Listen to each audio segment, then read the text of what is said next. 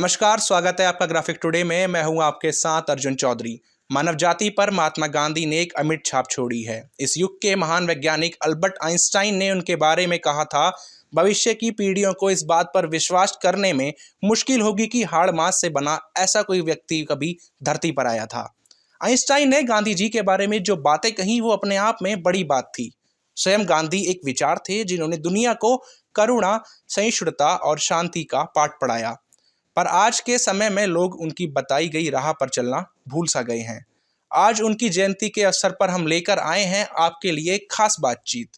आज की इस बातचीत में हमारे साथ मौजूद हैं प्रोफेसर आर.सी. मिश्रा सर, जो 44 सालों से शिक्षा के क्षेत्र में जुड़े हुए हैं। सर को उत्तरी भारत के लगभग सारे विश्वविद्यालयों में वक्ता के रूप में बुलाया गया है।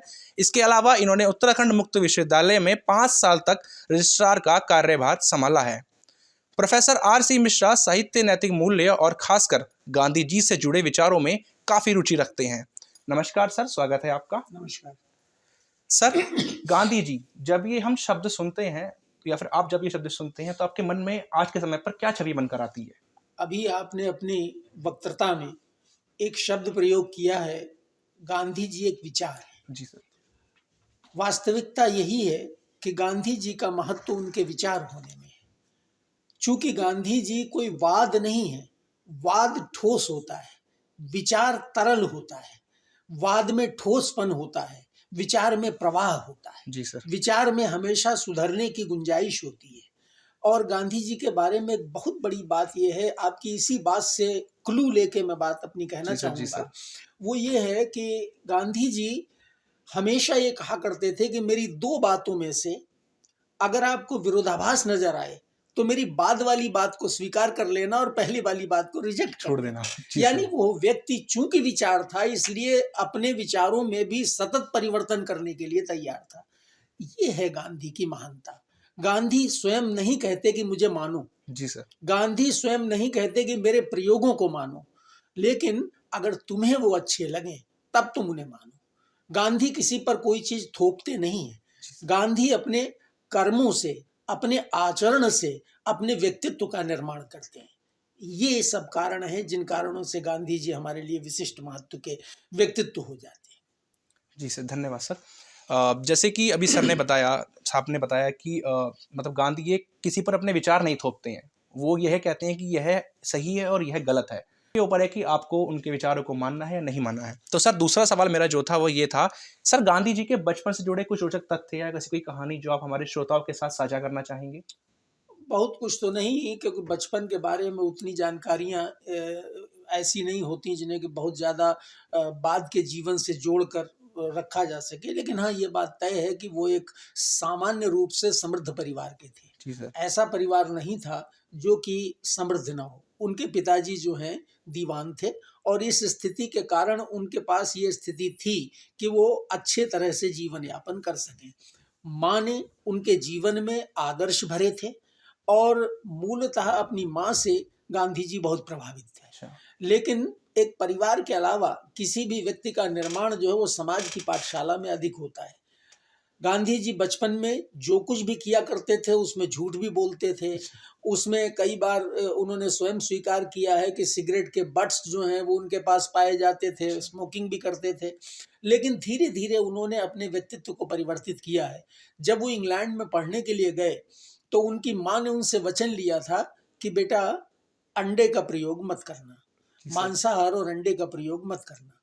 गांधी जी ने जब इंग्लैंड में उन्हें जानकारी हुई कि अंडा तो दो तरह का होता है, एक फर्टिलाइज्ड होता है, एक नॉन फर्टिलाइज्ड होता है, तो नॉन फर्टिलाइज्ड अंडे का तो प्रयोग मैं कर सकता हूँ, इससे माँ का को दिया गया वचन भी नहीं टूटेगा। लेकिन उन्होंने एक बात विचार की कि माँ को तो पता ही नहीं कि अंडा दो तरह का होता है, अंडा फर्टिलाइज्ड और नॉन फर्टिलाइज्ड दो तरह का होता है, ये माँ को तो नहीं मालूम, उसने तो अंडा मना किया था, लिहाजा मुझे वो नहीं प्रयोग करना चाहिए। हाँ, दृढ़ता थी उनके अंदर, शैतानी भी थी बच्चों की तरह। इस प्रकार का ही उनका बचपन था, और कई भाई बहनों के साथ पले बढ़े पोरबंदर के सामान्य से परिवार में। लेकिन हाँ, बिल्कुल निम्न परिवार नहीं कह सकते, बल्कि मध्यम परिवार उनका था, जिस परिवार से होकर वो आगे निकले। तो सर, गांधी जी, जैसे आप बता रहे हैं कि गांधी जी जो थे बिल्कुल एकदम सरल जीवन शैली भी, जो उन्होंने सुनने में आता है कि उन्होंने एक सरल जीवन शैली का यापन किया है। तो सर, आज के जो समय हमारे छात्र हैं, वो कैसे अपने जीवन में एक सादगी ला सकते हैं? किस तरीके से वो एक सरल जीवन शैली कैसे जी सकते हैं, जो आजकल की रफ्तार वाली भरी ज़िंदगी है बच्चों की? जिंदगी दो तरह से जी जाती है। जी सर। एक तो है जिंदगी को पेचीदा बना दिया जाए, और एक है जिंदगी को सरल बना दिया जाए। जिंदगी को सरल बनाना और पेचीदा बनाना, दोनों के बीच में कहीं ना कहीं हमारी जो पीढ़ी है वो एक अपना जीवन आगे बढ़ाती चली जाती है। सरलता से हम जितना दूर रहते हैं, जी सर। आडंबर हमारे ऊपर उतना ही थुपता चला जाता है, और जो आडंबर है उसमें कभी भी मूल व्यक्तित्व उभर कर सामने नहीं आ पाता। जी सर, बिल्कुल। इसलिए जो है, सरलता जीवन का मूल मंत्र होना चाहिए। गांधी जी ने इसकी हमें एक नहीं बारंबार मिसाल दी है कि जीवन को जितना हो सके उतना सरल बनाया जाए। जैसे उदाहरण के लिए अपनी दिनचर्या में समय का महत्व, जी सर। अपने उन कार्यों को करना जो आपको अच्छे लगते हैं, जो आपका मन स्वीकार करता है कि इन कार्यों को करने से मुझे सुख मिलेगा, उन कार्यों को करिए। लेकिन ये ध्यान रखिए कि आपको सुख मिलेगा, किसी दूसरे को तो दुख नहीं होगा। जी सर। ऐसा तो नहीं कि आपके कृत्य से किसी दूसरे को कष्ट हो। अगर आपके कृत्य से किसी दूसरे को कष्ट होता है तो वो कृत्य आपके लिए पसंदीदा होने के बावजूद भी करने योग्य नहीं है।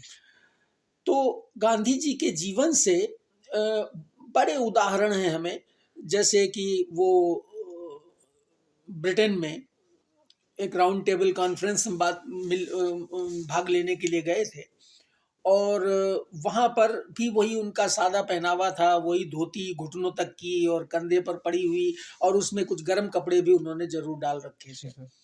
लेकिन उन्हें उसमें कोई इंफीरियरिटी कॉम्प्लेक्स नहीं हो रहा था। उन्हें नहीं लग रहा था कि ये लोग तो बड़े अच्छे सूट पहने हुए हैं, बड़े अच्छे कपड़े पहने हुए हैं, उन्हें इससे कोई फर्क नहीं पड़ता था कि कौन कैसे कपड़े पहने हुए। क्योंकि मूलतः बात यह है कि जो मैं हूँ, जी सर, जो मेरा व्यक्तित्व है, वो कपड़ों का मोहताज नहीं है। व्यक्तित्व जो है वो मेरी वाणी से निसृत होगा, मेरी वाणी से निकलेगा, मेरे कर्मों से दिखाई देगा। तो इसी तरह से गांधी जी हमें ये सिखाते हैं कि अपने जीवन को जितना सरल हो सके उतना सरल रखना चाहिए। क्योंकि जीवन अगर सरल है तो आप ये मानकर चलिए कि सारी उपलब्धियां महान होंगी, आपका जीना आसान हो जाएगा, और एक से एक बड़ी उपलब्धि आप अपने नाम हासिल करेंगे। अन्यथा जीवन के जिगजैग मार्ग पर ही आप परेशान होकर रह जाएंगे और वो लक्ष्य प्राप्त नहीं कर सकेंगे जो लक्ष्य प्राप्त होना चाहिए। सर, एक बात गांधी जी की हमने जो सुनी थी वो ये थी कि आंख के बदले आंख दुनिया को अंधा बना देती है। लेकिन जो आज का युवा है हमारा, जो आज के समय पे हमारी पीढ़ी है, तो सर ये गांधी जी का ये जो कथन है आज के समय पर क्या महत्व रखता है? आज का युवा आखिर कैसे अपनी राह में चल सकता है? देखिए, आज के ज़माने में युवा क्या, सारे विश्व के लिए ये संदेश है कि युद्ध किसी समस्या का विकल्प नहीं। जी सर। आंख के बदले आंख का मतलब हिंसा। जी सर। और हिंसा किसी समस्या का विकल्प नहीं है। आज दुनिया में काफ़ी दिनों से लड़ाई चल रही है रूस और यूक्रेन के बीच। जी सर, काफ़ी। लेकिन आप देख रहे हैं कि उसका कोई नतीजा नहीं निकल पा रहा है, और नतीजा निकलेगा भी नहीं। आखिर में जितने भी युद्ध होते हैं उनका निर्णय डिस्कशन टेबल पर ही होता है। मेज पर ही चर्चा होने के बाद वो युद्ध समाप्त होते हैं। युद्ध भूमि में युद्धों का निपटारा बहुत कम होते देखा गया है। अधिकांश युद्धों का निपटारा जो है वो मेज पर बैठकर वार्ता के दौरान होता है। अहिंसा भारत का एक मूलभूत विचार है। महाभारत हमारा एक बहुत बड़ा ग्रंथ है। महाभारत से ये वाक्य आया है, अहिंसा परमो धर्मः। अहिंसा जीवन का सबसे बड़ा धर्म है। महात्मा गांधी ने यह मूल विचार भारतीय दर्शन से लिया, और उसी भारतीय दर्शन के मूल विचार को लेकर उन्होंने दुनिया की इतनी बड़ी ताकत को मजबूर किया। माने कुछ हद तक आप ये तो नहीं कह सकते कि पूरे तौर से गांधी जी के कारण ही अंग्रेज भारत छोड़कर चले गए, लेकिन हाँ, उनका अपना रोल है, और उसके साथ साथ समग्रता में बहुत सी शक्तियां थीं जो कार्यरत थीं, और उन सारी शक्तियों का कुल मिला जुला प्रभाव था जो ब्रिटिश को मजबूर होना पड़ा। अब आप जरा कल्पना करिए, अगर आप हिंसा के माध्यम से ब्रिटिश को मजबूर करना चाहते तो शायद कठिन होता, क्योंकि उनके पास आर्मी थी, उनके पास हथियार थे, उनके पास अंतर्राष्ट्रीय स्तर पर भी सभी कुछ था। ऐसी परिस्थितियों में उन्होंने जो मार्ग अपनाया जी वो सर। मार्ग अपनाया असहयोग का, नॉन कोऑपरेशन का। जी और सर। कैसा नॉन कोऑपरेशन? अहिंसात्मक नॉन कोऑपरेशन, जी सर। यानी अहिंसात्मक असहयोग का मार्ग अपनाया। जी सर। और अहिंसात्मक असहयोग का मार्ग अपनाते हुए महात्मा गांधी ने उन्हें विवश कर दिया कि मैं तुम्हारी बात नहीं मानूंगा, सीधी सी बात जी है। सर। जैसे नमक कानून तोड़ा उन्होंने, जी सर। और नमक पर टैक्स लगाया, तो उन्होंने कहा ठीक है हम अपना नमक बनाएंगे। हिंसा का जवाब हिंसा से अगर देंगे तो कोई अंत है ही नहीं, क्योंकि हमसे बड़ा कोई ना कोई तो निकल ही आएगा। अगर मान लीजिए मैं कोई मुझसे गलत बोलता है, मैं उसको पीट देता हूं क्योंकि वो मुझसे कमजोर है, जी सर। तो मुझसे जो बड़ा होगा वो मुझे पीट देगा, बिल्कुल और सही उससे बात। ताकतवर होगा वो उसे पीट देगा। जी तो सर। ये चेन तो हमेशा चलती जाएगी। हिंसा किसी भी समस्या का समाधान। समाधान नहीं है, लेकिन अहिंसा का अर्थ कमजोरी नहीं है। अच्छा। ये नहीं माना जाना चाहिए कि अहिंसा का अर्थ कमजोरी है। महाकवि दिनकर की एक पंक्ति है कि क्षमा शोभती उस भुजंग को जिसके पास गरल हो, यानी उसी सर्प को क्या बात। क्षमा शोभा देती है जिसके पास विष हो, जी सर। शक्ति हो। तो महात्मा गांधी अपने आप में बहुत मजबूत थे। उनकी कदकाठी भले ही बहुत कमजोर थी, जी सर। लेकिन उनकी इच्छा शक्ति बहुत मजबूत थी, और उन्हें बदल पाना और झुका पाना बहुत मुश्किल था। इतना दृढ़ निश्चयी व्यक्ति ही अहिंसा का पालन कर सकता है। और इसी प्रकार जो उनका ये कथन है कि आंख के बदले आंख से तो सारी दुनिया खत्म हो जाएगी, तो ये बात सच है। आज के हमारे बच्चों को भी ये समझना चाहिए कि अहिंसा ही एकमात्र वो मार्ग है जिस मार्ग पर चलकर आगे हम अपने जीवन को सफल बना सकते हैं, अपने समाज को उत्तम बना सकते हैं, अपने प्रदेश और देश और इवन मानवता के लिए बहुत कुछ कर सकते हैं। हिंसा कोई समाधान नहीं है। जी सर। सर जैसे अभी आपने बात करी असहयोग आंदोलन की, तो उस वक्त एक असहयोग आंदोलन जो चलाया था गांधी जी ने, वो एक बहुत बड़े लेवल पर हुआ था, इसे कह सकते हैं हम। काफ़ी लोगों ने गांधी जी का सहयोग किया था इसमें। तो सर आज के समय पर इस तरीके ऐसा एक तरीके से कह सकते हैं कि ऐसी यूनिटी लाना, जो एकता लाना है, वो कैसे संभव है? क्योंकि उस समय तो ऐसा कोई साधन भी नहीं था जिसके जरिए लोगों को समझाया जा सके। अभी बहुत पुरानी बात नहीं है, अरविंद केजरीवाल के मुख्यमंत्री बनने से पहले अन्ना हजारे ने एक आंदोलन किया था जी सर। दिल्ली में। दिल्ली में अन्ना हजारे ने उन्हीं गांधीवादी मूल्यों को लेकर, गांधी के विचारों पर आधारित मूल्यों को लेकर एक आंदोलन किया था। वो शुरू तो लोकपाल से हुआ था, जी सर। लेकिन उसमें यही सत्य, अहिंसा, ये सारे बिंदु जुड़ते चले गए थे। और हम सब ने अनुभव किया कि उस जमाने में भी लोगों को ये एहसास हो गया कि ये बहुत बड़ी ताकत है। देखिए, सत्य में एक आग्रह होता है, जी सर। उसी को गांधी जी ने सत्याग्रह का नाम दिया। हम्म। असल में जो सत्य के प्रति आग्रह है वो सत्याग्रह है। सत्य में बहुत बड़ी शक्ति होती है। सत्य स्वयं में ईश्वर का रूप है। वाल्मीकि रामायण में भगवान वाल्मीकि लिखते हैं, सत्यमेवेश्वरो लोके सत्य धर्मः सदाश्रिता जी सर। सत्य मूलानि सर्वाणि सत्यान्नास्ति परम पदम।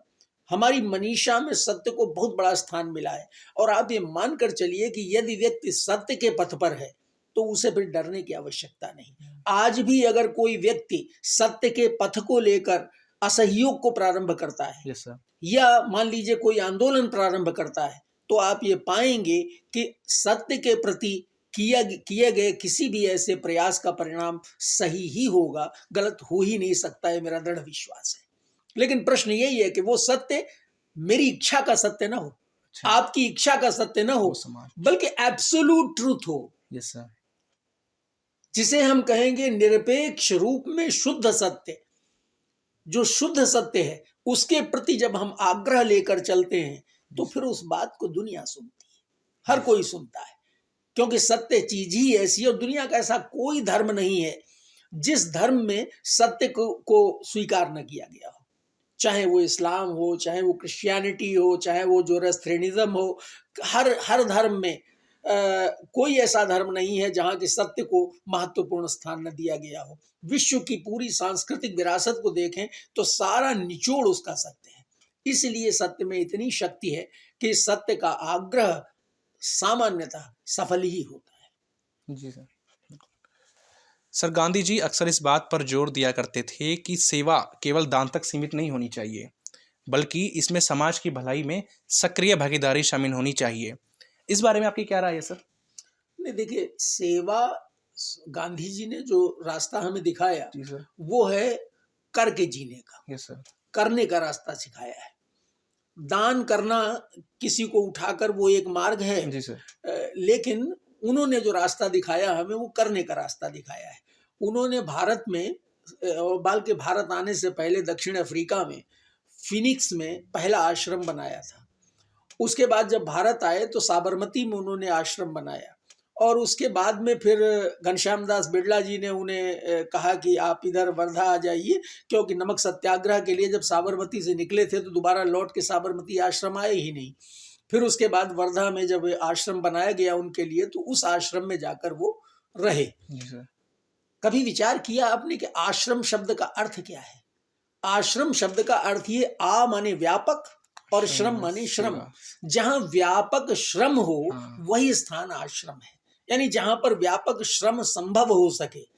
तो अपनी दिनचर्या के विभिन्न कार्यों को स्वयं करना, इसी प्रकार दिनचर्या से इतर दूसरों की सेवा करना एक बड़ा महत्वपूर्ण प्रसंग है। सर रिचर्ड अटनबरा की फिल्म में बड़े अच्छे तरह से दिखाया गया है कि गांधी जी जो हैं कोई बड़ी महत्वपूर्ण चर्चा कर रहे हैं, बहुत से राष्ट्रीय स्तर के और अंतर्राष्ट्रीय स्तर के लोग हैं, और अचानक वो कहते हैं मुझे अपनी बकरी की टांग पर पट्टी करने का वक्त हो गया है, मैं जा रहा हूँ।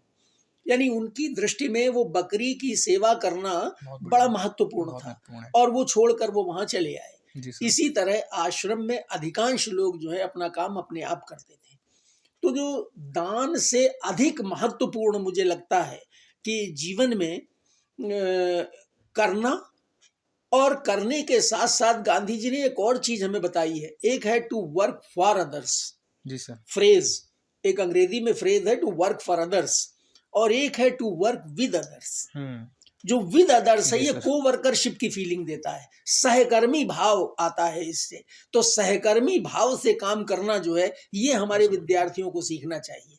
यानी हमारे विद्यार्थियों को दिमाग में रखना चाहिए कि मैं किसी के लिए काम नहीं कर रहा हूँ, किसी पर एहसान करने के लिए काम नहीं कर रहा हूँ, बल्कि हमें जो काम करना है वो सहकर्मी भाव से एक दूसरे के साथ मिलकर काम करना है। क्योंकि अकेला एक व्यक्ति उतना प्रभाव नहीं डालता जितना कि अधिकांश लोग जब उस कार्य में हाथ लगाते हैं तो बहुत बड़ा काम हो जाता है। तो इसलिए ये जो सहकर्मी भाव है ये गांधी जी ने हमें दिया है, और दान के स्थान पर करने में, करके और अपनी सेवा करना, नारायण की सेवा करना और समाज की सेवा करना, इन सभी सेवाओं को उन्होंने अपने जीवन का आदर्श रखा। वही हमारे सामने आया है, और मुझे लगता है हमारी नई पीढ़ी को इस आदर्श से स्वयं करने की प्रेरणा मिलनी चाहिए। जी सर, बिल्कुल। और सर एक चीज़ थी कि गांधी जी कोई ऐसी बात, मतलब गांधी जी की कोई ऐसी बात रही हो जो आपको, जिस बात ने आपका एक तरीके से जीवन शैली बदल दी हो, आपके जीने का तरीका बदल दिया हो, ऐसी कोई बात? देखिए, बातें तो उनके जीवन की न जाने कितनी हैं जो प्रभावित करती हैं, लेकिन मुझे सबसे महत्वपूर्ण बात उनकी लगती है कि जो चीज़ उनके जीवन में नहीं है उस चीज़ को वो बोलते नहीं थे। अच्छा। यानी उन्होंने वही प्रीच किया, वही सिखाया, वही भाषण दिया जो उन्होंने स्वयं अपने जीवन में उतारा। मैं बहुत छोटा सा उदाहरण बताता हूँ आपको कि वर्धा के आश्रम में एक माँ अपने बेटे को लेकर आई, क्योंकि उस जमाने तक सामान्य जन में धारणा हो गई थी कि गांधी कोई दैवी व्यक्तित्व है, और दैवी व्यक्तित्व है तो उन्हें छू भी लेंगे तो हमारा कल्याण हो जाएगा, या कि जरा से उनसे बात कर लेंगे। तो उस माँ ने गांधी जी से कहा कि बापू, ये मेरा बेटा जो है वो गुड़ बहुत खाता है, इसको मना कर दीजिए, गुड़ न खाया करे, इससे नुकसान हो जाएगा। और बापू ने सुनी उसकी बात और कहा माई कुछ दिन बाद आना। तो 15 दिन बाद वो फिर बेचारी आई, भीड़ लगी थी, बड़ी मुश्किलों से किसी तरह से बापू तक पहुंची जाकर। उसने फिर तो बापू ने देखा, याद आ गई, उन्होंने कहा बेटे को गोद में बिठाया, बड़े प्यार से उसके सर पे हाथ फेरा, बोले बेटा गुड़ मत खाया करो, गुड़ खाना अच्छी आदत नहीं है। तो माई बड़ी नाराज हो गई कि तुम 15 दिन पहले नहीं बता सकते थे। तो उन्होंने कहा माई 15 दिन पहले मैं खुद भी गुड़ खाता था, अब मैंने गुड़ छोड़ दिया है। जी सर। गांधी जी ने नमक भी छोड़ दिया था। अच्छा। एक कुंभ के दौरान नमक भी छोड़ दिया था। अच्छा। तो नमक यानी मीठा भी नहीं और नमक भी नहीं, दोनों ही चीजें अगर छोड़ दें तो वो स्वाद ही समाप्त हो गया। और ये आस्वाद व्रत का उन्होंने जीवन के अंतिम भाग में बहुत समय तक, जब तक जीवित रहे तब तक पालन किया है। तो ये, और इसके अलावा एक हम आपको बहुत बड़ी बात बताएं कि गांधी जी का जीवन एक सामान्य मानव से लेकर इसी जीवन में देवत्व प्राप्त करने की यात्रा है। अच्छा। और वो देवत्व पाया जा सकता है सत्य के द्वारा, अहिंसा के द्वारा, न्यासिता के द्वारा, सत साहस के द्वारा, त्याग के द्वारा और ईश सन्निकटता के द्वारा, क्योंकि ईश्वर के प्रति दृढ़ आस्था होना भी बड़ा आवश्यक है। तो वो जीवन हमें एक ये भी सिखाता है कि इन सारे गुणों में से अगर एक या दो गुण भी हम अपने जीवन में अपना लें तो शायद हमारा जीवन बदल जाएगा। और ऐसा हर एक के साथ है कि कोई भी व्यक्ति, अगर मान लीजिए कोई कहे कि मैं नैतिक मूल्यों को स्वीकार करता हूं, अगर आप नैतिक मूल्यों को ही स्वीकार कर लें तो भी बहुत बड़ा परिवर्तन आएगा, क्योंकि हम बदलेंगे तभी तो समाज बदलेगा। ये मानना कि सारी दुनिया बदले तो हम बदलें, इसका इंतजार हम नहीं कर सकते। हमें बदलाव की शुरुआत अपने आप से करनी पड़ेगी। तो गांधी जी का जो ये जीवन दर्शन है कि उन्होंने बल्कि कहा भी है, कई जगह पर ये बात को कहा है, मेरा जीवन ही मेरा संदेश है। मतलब what ever is my life, it's a message for everybody. जो लेना चाहे वो ले ले, जो ना लेना चाहे वो ना ले। जी सर।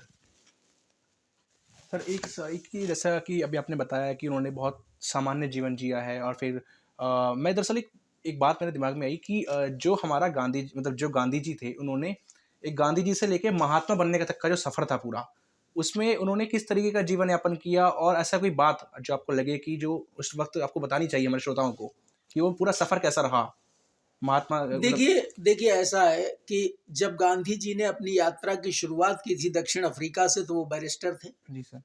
सूट पहना करते थे, टाई लगाया करते थे, हैट पहनते थे। और वहीं पर एक छोटे से रेलवे स्टेशन पर एक दिन एक अंग्रेज ने उनको निकाल कर डिब्बे से बाहर फिकवा दिया। अच्छा। सामान भी फिकवा दिया गया, और रात भर वो इसी विचार को सोचते हुए पड़े रहे वहां उस स्टेशन के ऊपर कि आखिर मेरा अपराध क्या था, क्यों मुझे इस तरह से फेंक दिया गया, मेरे पास वैलिड टिकट था, इसके बावजूद फेंक दिया गया। ये जो रंग भेद की नीति थी, उस रंग भेद की नीति पर उन्होंने बड़ी गंभीरता से चिंतन किया था उस रात। एक व्यक्तिगत अपमान जो हुआ, उसके एवज में पूरे जीवन को बदलकर और जो व्यक्तिगत पीड़ा थी उसे समाज के एक अनुकरणीय आदर्श के रूप में प्रस्तुत कर देना, ये उनकी बहुत बड़ी बात है। ये एक जो आपने पूछा व्यक्ति से महात्मा बनने तक की यात्रा, तो व्यक्ति से महात्मा बनने की यात्रा वहां से प्रारंभ हुई। उसके बाद फीनिक्स आश्रम आरंभ किया, वहां से उन्होंने जीवन मूल्यों में बदलाव किया, और वो जो एक एडवोकेट का और बैरिस्टर का इतना शान शौकत का जीवन था उसे छोड़कर, और वो जो है एक ऐसे व्यक्ति बनना प्रारंभ होना शुरू हो गए जो कि भारतीय मूल्यों से ओतप्रोत है। क्योंकि गांधी जी ने जिन मूल्यों को अपने जीवन में स्वीकार किया, वो सारे के सारे मूल्य गांधी जी ने के दिए हुए थोड़ी हैं, वो तो शाश्वत मूल्य है हमारी सभ्यता के, हमारी संस्कृति के। चाहे अहिंसा को ले लीजिए, चाहे आप सत्य को ले लीजिए, चाहे आप न्यासिता को ले लीजिए, चाहे आप सहकर्मी भाव को ले लीजिए, चाहे आप सर्वधर्म समभाव को ले लीजिए, किसी भी बात को लीजिए, ये सारे के सारे हमारी जो भारतीय संस्कृति है, भारतीय मनीषा है, भारतीय चिंतन है, उसके ये मूल तत्व हैं। गांधी ने इन्हीं प्राण तत्वों को स्वीकार किया और अपने जीवन में उतारा, और चूंकि उन्होंने इन सारे तत्वों को अपने जीवन में उतारा, तो परिणाम ये निकला कि वो गांधी जो है धीरे धीरे एक व्यक्ति से एक महात्मा की यात्रा पर पहुंच गए। एक तरह से यूं समझिए, एक वो शेर है बड़ा अच्छा गालिब साहब का, बस की दुश्वार है हर काम का आसान होना, आदमी को भी मैसर नहीं इंसान होना। यानी आदमी तो हम सब हैं, क्योंकि by virtue of natural birth as human beings we are human beings, लेकिन आदमी से इंसान बनने तक की यात्रा बहुत लंबी यात्रा है, और वो इंसान बनने की यात्रा के दौरान यही सारे जीवन मूल्य जो हैं, ये किसी भी व्यक्ति को एक सामान्य मोहनदास करमचंद गांधी से लेकर महात्मा बना देते हैं, महात्मा गांधी हो जाते हैं। और उसके बाद जब 9/11 का डिबाकल हुआ था अमेरिका में, जो वो टेररिस्ट अटैक था, ट्विन टावर गिरे थे, तो जो उसके बाद जो प्रदर्शन उसके बाद के दिनों में हुए थे, इंडियन एम्बेसी पर महात्मा गांधी की मूर्ति के पास एक कोई व्यक्ति प्लेकार्ड रखाया था और उस पर लिखा था विश यू वर हियर। कितनी उम्मीद छुपी है उस आदमी की कि साहब अगर महात्मा गांधी होते तो शायद ये इतना बवाल ना होता, पता नहीं होता नहीं होता वो बात की बात है, लेकिन वो एक विश्वास तो है। जी बिल्कुल। ईश्वर है या नहीं है ये बहस बात की है। Yes sir. पहली बहस तो ये है कि ईश्वर है, इससे मैं डरा हुआ तो हूं, मैं कोई बुरा काम तो नहीं करूंगा। जी सर। मेरी आत्मा में ये भरोसा तो है कि मैं सही काम करूंगा तो सही परिणाम मिलेगा, देने वाला ईश्वर है। जी बिल्कुल। तो ठीक इसी तरह से महात्मा जी ने जो काम किया वो ये काम था सबसे बड़ा कि उन्होंने अपने जीवन में उन मूल्यों का समावेश किया जो मूल्य भारतीय मनीषा के चिंतन के शाश्वत मूल्य हैं और जो किसी भी व्यक्ति को सामान्य व्यक्ति से देवत्व तक पहुंचा देते हैं। और यही कारण था कि वो महात्मा तक पहुंचे। और आज भी सारी दुनिया, अभी G20 में आपने देखा सारी दुनिया के राष्ट्राध्यक्ष जो 20 देशों के 20 देशों से ज्यादा थे उसमें, कुछ संस्थाएं अंतरराष्ट्रीय हैं उनके भी थे लोग, और ये सब गांधी जी की समाधि पर वहां उनको श्रद्धा सुमन अर्पित करने गए थे। और सबसे इंटरेस्टिंग मुझे ये लगा कि सबने जूते उतार रखे थे। हर एक की संस्कृति में जूते उतारना नहीं होता। जी सर बिल्कुल। यानी एक भाव, चाहे उसका प्रदर्शन ही कह लीजिए, लेकिन कहीं ना कहीं थोड़ी देर के लिए भाव तो आता है।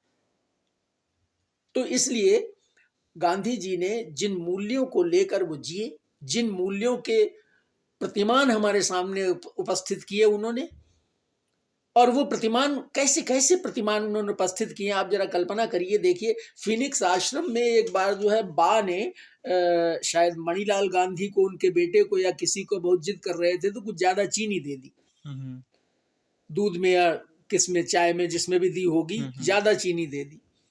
और बापू को जब पता चला तो उन्होंने 1 हफ्ते तक चीनी नहीं खाई और उनसे पूछा गया ऐसा क्यों कर रहे हैं, तो कहा कि वो मैं कॉम्पेंसेट कर रहा हूँ क्योंकि तुमने ज्यादा दे दिया था। आप सोचिए कि वो व्यक्ति अपने व्यक्तिगत जीवन में कितना ईमानदार है। बिल्कुल सर। तो ये ईमानदारी बहुत महत्वपूर्ण है। ठीक सर। जैसा भी आपने बताया कि ईमानदारी बहुत ज़रूरी है जीवन में, लेकिन आजकल अगर देखा जाए तो ऐसा होता है कि जैसे बापू ने भी बताया था हमको कि हमको हमेशा सत्य की राह पर चलना चाहिए, चाहे कोई भी परिस्थिति हो, हमें सत्य का साथ नहीं छोड़ना चाहिए। तो लेकिन आजकल हम देखने को मिलता है हमें कि आजकल जो झूठ है वो लोगों के जीवन के तरीके से सहारा बन चुका है, उसके बिना उनका जीवन यापन नहीं हो पाता है। तो सर आज के युवाओं पर वो गांधी जी वाली बात कितनी प्रभावित होती है?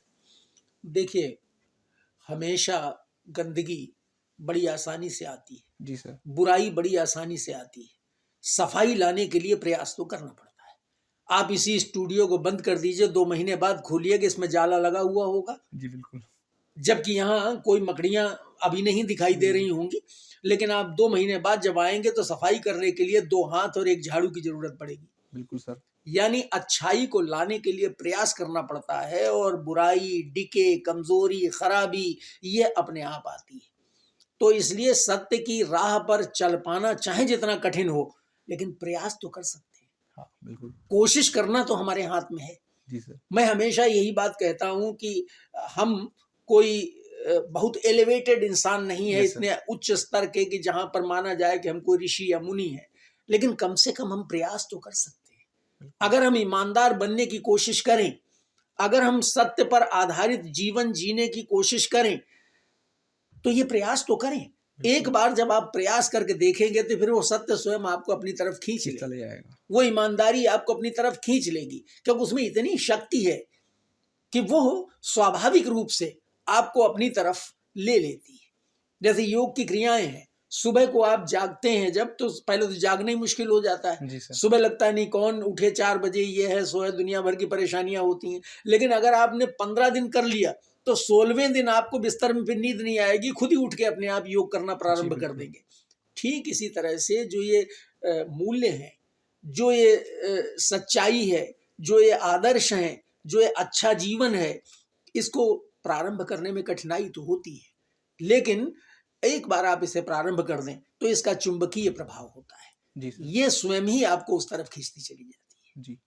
तो यही गांधी जी का भी दर्शन है, गांधी जी का विचार है, क्योंकि वो विचार जैसे होता क्या है कि 2 अक्टूबर को हम एक दिन चर्चा करते हैं फिर भूल जाते हैं। जी बिल्कुल। लेकिन अगर हम प्रयास करें कि गाहे बगाहे उनकी चर्चा होती रहे, उनके साहित्य का अध्ययन अध्यापन होता रहे, तो परिणाम ये निकलेगा कि फिर लोग उसके बारे में अधिक रुचि लेंगे और धीरे धीरे लोगों को अनुभव होने लगेगा कि गांधी एक वह शक्ति है जो आत्मशक्ति है, और जिसने आत्मशक्ति को बलवती करके सत्य के मार्ग पर चलकर अहिंसात्मक रूप से एक ऐसी शक्ति को मजबूर कर दिया जो शायद उस समय आपके और दबाने में नहीं आ सकती थी किसी और तरीके से। हिंसक तरीके से अगर उन्हें दबाया जाता तो बड़ा मुश्किल होता। बिल्कुल।